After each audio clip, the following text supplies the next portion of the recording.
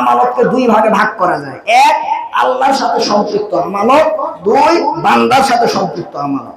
যেই ব্যক্তির ভিতরে এই দুই প্রকারের আমানত একসাথে থাকবে ওই ব্যক্তি হলো প্রকৃত আমানতদার। আর যেই ব্যক্তি বান্দার আমানত রক্ষা করে, আল্লাহর আমানত খেয়ানত করে, এই ব্যক্তি প্রকৃতপক্ষে আমানতদার এখন হতে পারেনি।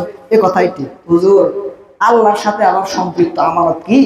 আল্লাহর সাথে সম্পৃক্ত আমানত হলো যত ফরজ ইবাদত আছে, যত ওয়াজিব ইবাদত আছে, এই ফরজ এবং ওয়াজিব ইবাদত গুলো যথাসময়ে করা, এটা আপনার আমার উপর আল্লাহর পক্ষ থেকে আমানত। তার মানে দিনে রাত্রে 5 ওয়াক্ত সালাত আদায় করা লাগবে। এই 5 ওয়াক্ত সালাত আল্লাহর পক্ষ থেকে আপনার আমার উপর কি? আমানত। এখন কেউ যদি ফজরের সময় ঘুমিয়ে থাকে, সে কার সাথে খেয়ানত করলো? বুঝতে পারলেন তো? জোহরের সালাত আপনার উপর কি? আমানত। আসরের সালাত আপনার উপর কি? আমানত। এখন আপনি যদি আসরের সময় দোকানে বসে থেকে বিড়ি টানেন আর সোনা বন্ধুর গান মারেন, তা আপনি কার সাথে খেয়ানত করলেন? আল্লাহ আপনার উপর একটা আমানত রেখেছিল আসরের সালাত, আপনি সেটা আদায় করলেন না, অতএব আপনি এখন আমানতদার হতে পারেননি। যাকাতের সময় যখন চলে আসলো, তখন আপনি খালি হিসাব কমানোর চেষ্টা করতেছেন যাতে যাকাত কম করা যায়। বুঝতে পারেননি? খালি আপনি কমাচ্ছেন, 10 বার 50 বার হিসাব করতেছেন যে কি করলে যাকাত একটু কমে বের করা যায়। তো আপনি যে আপনার সম্পদের যাকাতের হিসাবে ফাঁকি দিলেন, তো এই ক্ষেত্রে আপনি খেয়ানত করলেন কার সাথে? আল্লাহর সাথে। রমাদান মাসে আপনার উপর 30টা রোজা রাখা আল্লাহর পক্ষ থেকে আমানত, যে আপনি 30টা রোজা রমাদান মাসে রাখবেন। এখন রমাদান মাসে যদি আপনি রোজা না রেখে ওই পর্দার ভিতরে ঢুকে কলা আর সিঙ্গারা খান, তখন আপনি কার সাথে খেয়ানত করলেন? কথা বুঝতে পারলেন? তাহলে আল্লাহর পক্ষ থেকে যত ফরজ এবং ওয়াজিব ইবাদত আছে, এই ফরজ এবং ওয়াজিব ইবাদত গুলো আল্লাহর পক্ষ থেকে প্রতিটা মুমিন ব্যক্তির উপর আমানত রয়েছে। যারা সঠিকভাবে আদায় করবে এরা কিয়ামতের মাঠে পুরস্কার পাবে, আর যারা দুনিয়াতে খেয়ানত করবে কিয়ামতের মাঠে তাদেরকে আল্লাহ শাস্তির কাঠগড়াতে দাঁড় করাবে। এই কথাই ঠিক। 2 নম্বর কথা হলো, মানুষের প্রত্যেকটা অঙ্গ প্রত্যঙ্গ আল্লাহর নিকট থেকে আমানত। এই হাত আমানত। এই হাতের মালিক আপনি নাকি? কত মানুষের হাত নেই, কিছু করতে পারতেছে না। ওই 24-এর গণ অভ্যুত্থানে আপনি বলতেছেন কই পদ্মা সেতু খালি চোখ দিয়া দেখেন। কিছু মানুষ আছেন এখন অন্ধ, চোখের সামনে যে এত কিছু ঘটে গেল, এরপরে দেখবেন দোকানে বসে থেকে বলবে কি সুন্দর পদ্মা সেতু, কি সুন্দর মেট্রো রেল। তার মানে ওর চোখের খালি পদ্মা সেতু আর মেট্রো রেল দেখা যাচ্ছে। অথচ মেডিকেলে যে কত হাত পাও ভাঙা যুবক পড়ে আছে, মৃত্যুর সাথে এখনো লড়াই করতেছে, তাদের চেহারা তাদের রক্ত এখন আর চোখের ভিতর ভাসে না। কত বড় গাদ্দার! কাজেই প্রিয় উপস্থিতি, আপনি মেট্রো রেল দিয়ে কি করবেন? একজন মানুষ মারা গেলে আপনি মেট্রো রেল আবার তৈরি করতে পারবেন, কিন্তু একজন মানুষ যদি মারা যায় কিয়ামতের আগে তার ভিতরে আত্মা দিতে পারবেন? ক্ষমতা আল্লাহ আপনাকে দেয়নি। আপনি কেন ক্ষমতার ডুবে মানুষের উপর লাঠি চাষ করতে গেলেন? সামনে যারা আসার চিন্তা করতেছেন, আল্লাহ আপনাদের নোংরা বড় বড় পাপ থেকে হেফাজত করুন। সকলে বলে আল্লাহুম্মা আমিন। তাহলে বলছিলাম, প্রত্যেকটা অঙ্গ প্রত্যঙ্গ আল্লাহর কাছ থেকে কি? আমানত। এই হাত আমানত, চোখ আমানত, মুখ আমানত, পা আমানত, লজ্জাস্থান আমানত। আল্লাহ রাব্বুল আলামিন বলছেন, ইন্নাস সামআ ওয়াল বাসারা ওয়াল ফুআদা কুল্লু উলাইকা কানা আনহু মাসউলা। শোনো, কিয়ামতের মাঠে কিন্তু আমি আল্লাহ তোমার জবান, তোমার হাত, তোমার কান, তোমার অন্তর এগুলো খেয়ানত করেছো কিনা এ ব্যাপারে জিজ্ঞেস করব। সুবহানাল্লাহ। এই চোখ আমি যে কাজে দিয়েছিলাম সে কাজে ব্যয় করেছিস না খেয়ানত করেছিস? আজকে হিসাব দে, তারপর জান্নাত। জান্নাত পরের ব্যাপার, আগে হিসাব দাও তুমি কি চোখের খেয়ানত করেছো কিনা। চোখের খেয়ানত কি? আল্লাহ সূরা নূরের 30 নম্বর আয়াতে বলছেন, কুল্লিল মুমিনিনা ইয়াগুদ্দু মিন আবসারিহিম ওয়া ইয়াহফাযু ফুরুজাহুম যালিকা আযকা লাহুম ইন্নাল্লাহা খাবীরুম বিমা ইয়াসনাউন। হে নবী, আপনি মুমিন পুরুষদেরকে বলে দেন, তারা যখন রাস্তা দিয়ে হাঁটবে তারা যেন তাদের চোখকে নিচু করে রাস্তা দিয়ে হাঁটে, আর তারা যেন তাদের লজ্জাস্থানের হেফাজত করে, কেননা এটাই তাদের জন্য অধিক পবিত্রতার কারণ। সুবহানাল্লাহ। তাহলে আল্লাহ বলছেন চোখকে কি করে হাঁটতে হবে? নিচু করে হাঁটতে হবে। এখন আপনি রাস্তা দিয়ে ভালোই চোখ নিচু করে হাঁটলেন, তার মানে আপনি চোখের হেফাজত করলেন, আমানত রক্ষা করলেন, চোখের খেয়ানত করলেন না। কিন্তু এসব সালাত করার পর ওই যে একটা মোবাইল, টাচ মোবাইল খুললেন, ফেসবুকের ভিতরে গেলেন, গিয়ে দেখতেছেন যে পতিতালয়ের একটা মেয়ে সুন্দর করে সেজে খবর পড়তেছে। কি পড়তেছে? তখন হাজী সাহেব বলতেছে, ইমাম সাহেব বলতেছে, লোকেরা বলতেছে, আমি তো নাটক সিনেমা দেখতেছি, আমি খবর দেখতেছি দেশে কি হচ্ছে, সামনে কে ক্ষমতায় আসবে, আজকে কয়জন মারা গেল, কোন জায়গায় কি উদ্বোধন হলো, ডক্টর ইউনূস আছে না গেছে, এটা দেখার জন্য একটু মোবাইলটা হাতে নিয়েছি, তাই না? তো এই হাতে নিয়েছি, কিন্তু যেই খবরটা আমি দেখতেছি সেই খবর পড়তেছে পুরুষ মানুষ না মেয়ে মানুষ? ও কি ফেরেশতা না দুনিয়ারই একজন সৃষ্টি? দুনিয়ার একজন সৃষ্টি। একদিকে আপনি তাকিয়ে থেকে যখন খবর দেখতেছেন তখন আপনার চোখের আমানত আছেন, আপনার চোখের খেয়ানত করতেছেন, চোখের খেয়ানত করতেছেন। যখন আবার এই পতিতালয়ের মেয়ে দেখে আপনি নিচে কমেন্ট করতেছেন যে মাশাআল্লাহ আপা আপনাকে খুব সুন্দর লাগতেছে, তখন আপনি কিসের খেয়ানত করলেন? হাতের খেয়ানত। কথা বুঝতে পারেননি? আচ্ছা শুনেন, বাঙালি এত বোকা কেন? এরা এবিসিডি মানে জেনারেল যে নলেজ এটাই জানে না। কি? আচ্ছা বিসমিল্লাহ বলে কি মদ খাওয়া যায়? বিসমিল্লাহ বলে মদ খাওয়া যায় না? যায় না? যায় না। বিসমিল্লাহ বলে মদ খাওয়া যায় না। জেনা করার সময় যদি সহবাসে দোয়া পড়ে হবে? বুঝতে পারলেন না? হবে না। তো পতিতালের মেয়েকে দেখে কি মাশাআল্লাহ বলা যাবে? ওকে দেখে তো অভিশাপ দেওয়া লাগবে। ওকে দেখে কি দেওয়া লাগবে? অভিশাপ। তো ওখানে আপনি কমেন্ট করতে গেলেন কেন? মাশাআল্লাহ কি সুন্দর। আর ফেসবুকে আমি অনেক ভিডিও দেখি, তো এক পাগল বলতেছে, মারফতের পাগল, যে মাঝে মধ্যে মেয়েদের দিকে তাকিয়ে দেখবেন যে আল্লাহ কি সুন্দর সৃষ্টি করেছে। নাউজুবিল্লাহ। দেখেন না ভিডিও? যে মেয়েদের দিকে তাকিয়ে নাকি চিন্তা ভাবনা করতে হবে যে আল্লাহর সৃষ্টি কত সুন্দর। নাউজুবিল্লাহ। অথচ আল্লাহ বলছে নাই, মেয়ের দিকে তাকানো তো বহু দূরের কথা, অন্তরে কল্পনা করা তো বহু দূরের কথা, প্রেম ভালোবাসা তো বহু দূরের কথা, মেয়ের দিকে তুমি তাকাতেই পারবে না। যদি তাকাও তাহলে তুমি কিসের খেয়ানত করবা? চোখের খেয়ানত। কাল কিয়ামতের মাঠে চোখ তোমার বিপক্ষে দাঁড়িয়ে যাবে, তখন বাঁচার কোনো পথ থাকবে না। এ কথাই ঠিক। কাজের প্রিয় উপস্থিতি, আমরা বলছিলাম, বুঝাতে চাচ্ছিলাম, আমানত শুধু টাকা পয়সার নাম নয়, হাত পা আমানত আল্লাহর পক্ষ থেকে। 5 ওয়াক্ত সালাত, ফরজ ইবাদত, সিয়াম, এগুলো আমানত আল্লাহর পক্ষ থেকে। এগুলো যথাযথভাবে আদায় করতে হবে। এরপরে আমানত কি? পরিবার আমানত। কি আমানত? পরিবার আমানত। আপনার স্ত্রী আপনার কাছে আমানত। যতদিন আপনার সংসারে আছে ততদিন পর্যন্ত স্ত্রীকে পর্দাতে রাখা, ওই স্ত্রীর সুনু পাউডার কিনে দেওয়া, ওই স্ত্রীর শাড়ি ব্লাউজ কিনে দেওয়া, এটা আপনার উপর কি? আমানত। এখন আপনার স্ত্রী যদি বেপর্দাতে ঘুরে, তখন আপনি খেয়ানত করলেন। কি করলেন? আপনি আপনার স্ত্রীকে সঠিক পথে রাখতে পারলেন না, তখন আপনি আমানতের খেয়ানত করবেন, দায়ুস হিসেবে কিয়ামতের মাঠে উঠবেন। এ কথাই ঠিক। আপনার সন্তান আপনার কাছে আল্লাহর পক্ষ থেকে আমানত। সন্তান কি? আমানত আল্লাহর পক্ষ থেকে। এখন এই আমানত, এই সন্তানকে আপনি যদি তাওহীদ শিক্ষা না দিয়ে, শিরক বেদাত শিক্ষা না দিয়ে, সালাত সিয়াম শিক্ষা না দিয়ে, এটা যদি নায়ক গায়ক আর চান্দাবাজ আর বাটপার বানান, তো আপনি খেয়ানত করলেন না? সন্তান আল্লাহ আপনাকে দিলেন যে এমন ভাবে মানুষ করে এই সন্তান যেন 10 জন মানুষের উপকার করতে পারে, এটার জন্য আল্লাহ দিলেন। কিন্তু আপনি ওই সন্তান আল্লাহর কাছ থেকে পেয়ে এমন গাদ্দারের গাদ্দার, আপনি সন্তানকে আলিফ বাতা কোরআন সুন্নাহ শিক্ষা দেওয়া তো বহু দূরের কথা, আপনি সালাত সন্তানকে বানালেন নায়ক, সন্তানকে বানালেন গায়ক, সন্তানকে বানালেন ক্যাডার, সন্তানকে বানালেন সাদাবাদ, সন্তানকে বানালেন এই প্রচলিত নোংরা রাজনীতির একজন কর্মী। বুঝতে পারেন? তাহলে আপনি কি আমানত রক্ষা করতে পারলেন না খেয়ানত করলেন?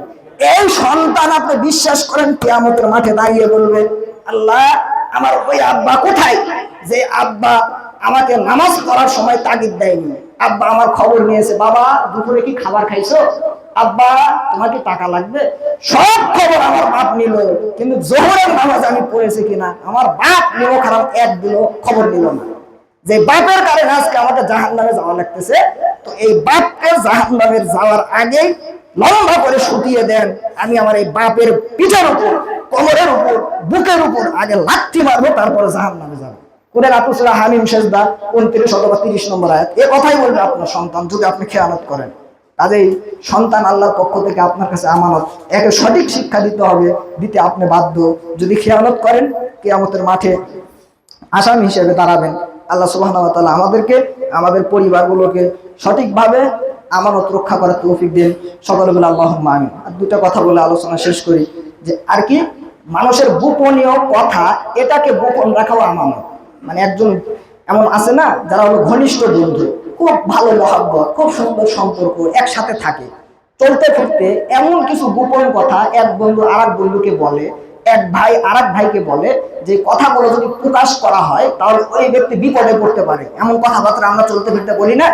তো রাসূল সাল্লাল্লাহু আলাইহি ওয়াসাল্লাম বলছেন, শোনো, ইজা হাদাসার রাজুলু বিল হাদিসি, যখন কোনো ব্যক্তি কথা বলে, সুম্মাল আফাতা, এবং কথা বলার সময় খালি আশেপাশে তাকিয়ে দেখে কেউ কি শুনলো নাকি, কেউ কি শুনলো নাকি, এভাবে যে ব্যক্তি বারবার আশেপাশে তাকায়, ফাহিয়া আমানা, তাহলে ওই ব্যক্তির কথা তোমার কাছে আমানত। সুবহানাল্লাহ। তার মানে কেউ কথা বলার সময় যদি কেউ কাউকে শোনাতে চায় না, ও চায় যে কথাটা আপনি জানেন আর কেউ না জানো, তাহলে ওই কথা ফাঁস করা মানে আপনি তার সাথে কি করলেন? খেয়ানত করলেন। বুঝতে পারলেন কথা? তার মানে গোপন কথা গোপন রাখাও কি আমানত। আর অনেক কাহিনী আছে, ছেড়ে দিলাম। এরপরে কি প্রত্যেকটা মানুষের কর্মক্ষেত্র, ব্যবসা বাণিজ্য, অফিস আদালত, দায়িত্ব, মানে আপনার উপর যে দায়িত্ব আছে এই দায়িত্ব পালন করাও আপনার উপর কি আমানত। আপনি মাস্টার মানুষ, সকাল 8টায় আপনাকে স্কুলে যেতে হবে, বিকাল 4টায় আপনার স্কুল ছুটি হবে, তাহলে 8টা থেকে 4টা এই সময়টা আপনার উপর কি আমানত। এখন আপনি যদি ঘরলোকি দেখাতে গিয়ে 9টা বাজে যান আর 3টা বাজে বাড়িতে আসেন, তাহলে আপনি কি করলেন? খেয়ানত করলেন। কথা বুঝতে পারলেন?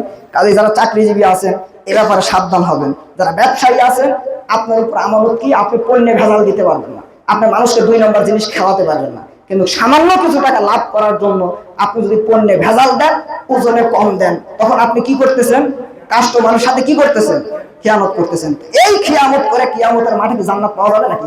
দুনিয়াতে 10 টাকা লাভ হতে পারে, কিন্তু কিয়ামতের মাঠে এটা কোনো লাভ হিসাবে উপস্থিত হবে না। সামনে রমাদান মাস, যারা ব্যবসায়ী আছেন চেষ্টা করবেন একেবারে সুলভ মূল্যে ভালো সুন্দর পণ্য রোজাদার ব্যক্তিদের সামনে উপস্থাপন করার। আল্লাহ আপনাদের তৌফিক দিন, সকলে বলে আল্লাহুম্মা আমিন। একদিন রাসূল সাল্লাল্লাহু আলাইহি ওয়াসাল্লাম এক বাজার দিয়ে হাঁটতেছিলেন, হাঁটতে হাঁটতে দেখতেছেন যে একটা খাবারের স্তূপ, বিশাল একটা খাবারের স্তূপ, যেমন আমরা বাজারে দেখি না যে মুড়ির বড় একটা বস্তা সামনে থাকে, চিরার একটা বস্তা থাকে, গমের একটা বস্তা থাকে, খাবারের একটা স্তূপ দেখে রাসূল সাল্লাল্লাহু আলাইহি ওয়াসাল্লাম দোকানে গিয়ে সরাসরি ওইটার ভিতরে হাত ঢুকিয়ে দিলেন।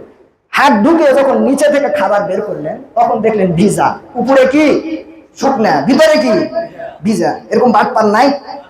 উপরে ভালো জিনিস দেখায়, ভিতরে 2 নম্বর দিয়ে বিসমিল্লাহ বলে চালায় দেয়। এখন এই ভিজা মাল হাতে নিয়ে রাসূল সাল্লাল্লাহু আলাইহি ওয়াসাল্লাম ভিজা মাল হাতে নিয়ে বলছেন, কি ব্যাপার, তুমি ভিজা জিনিস নিচে রাখা, শুকনা জিনিস উপরে রাখলা কেন? আল্লাহর নবী, গতকাল রাত্রে বৃষ্টি হয়েছিল, তো বৃষ্টিতে একটু ভিজা গেছে, তো ভিজা জিনিস দেখালে তো লোকে কিনবে না, যেন ভিজাটাকে নিচে দিয়ে শুকনাটা উপরে দিছে।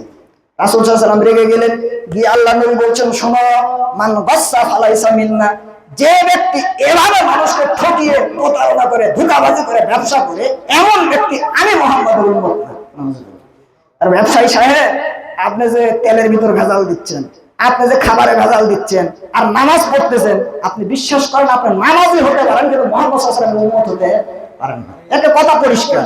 এখন আপনি কি করবেন? দুনিয়া নেবেন নাকি নবীর উম্মত হবেন? বিবেচনা আপনার। কথা আর লম্বা না করি, আরেকটি বলেই শেষ করি। কি? তাহলে এখন আপনি বলবেন, হুজুর আমরা মূর্খ মানুষ, আমাদেরকে অফিসেও জায়গা হয়নি, স্কুলের বারান্দাতেও জায়গা হয়নি, আমরা তো জমি জমা চাষ করে খাই। কি করে খাই? জমি জমা চাষ করে খাই। আমরা হলো কৃষক মানুষ। তো কৃষক মানুষ, আপনার আমানত কি? আপনার জমির পাশে যে ব্যক্তির জমি আছে ওই জমি আপনার কাছে আমানত। এখন আপনি আল কাটতে গিয়ে যদি নিজের জমির ভিতরে আরেক জমির কিছু ঢুকায় ফেলেন, তখন আপনি খেয়ানত করলেন। কথা কি বুঝতে পারলেন কিনা? বুঝতে পারেননি? আপনার পাশের জমি আপনার কাছে কি আমানত। এখন আপনি আল কাটতে গিয়ে যদি আরেকজনের জমি সামান্য পরিমাণ নিজের ভিতর ঢুকিয়ে ফেলেন, তখন আপনি কি করলেন? খেয়ানত করলেন। খুব সাবধান, এ ব্যাপারে সজাগ দৃষ্টি রাখতে হবে। আর খেয়ানতের পরিণাম অত্যন্ত ভয়ঙ্কর। একটা গল্প বলি, আলোচনা শেষ করি। কি? আমাদের আগেকার যারা ছিলেন তারা কি পরিমাণ দায়িত্বে আমানতদার ছিলেন, কি পরিমাণ তারা পরহেজগার ছিলেন, একটু আপনাকে শোনাই। ইবনে মুবারক রাহিমাহুল্লাহ, এর নাম আমরা সকলেই জানি, কি? মুবারক রাহিমাহুল্লাহ।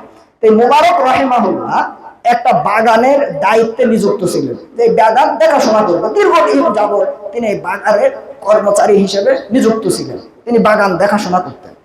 কিছুদিন পর মালিক, বাগানের মালিক বাগানে এসে বলতেছে, ও মুবারক, আমি তো আসলাম, তো আমাকে কিছু বেদানা দাও, তো আমাকে কিছু আঙ্গুর দাও, তো আমাকে কিছু ফল দাও, মিষ্টি গুলা দিও।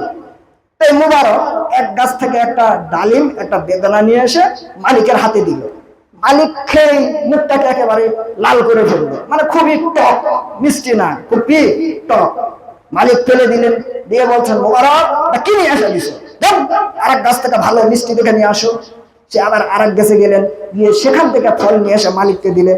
মালিক আবার মুখে দিয়ে দেখতেছেন, এটাও আম্বল, এটাও টক, এটা মিষ্টি না। মালিক খেতে গেলেন, গিয়ে বলতেছেন, তুমি কি ফাজলামি করো নাকি? যাও ভালো গাছ থেকে নিয়ে আসো। মুবারক ভালো গাছ থেকে ফল নিয়ে আসলেন, আবার খেলেন, খেয়ে দেখতেছেন টক।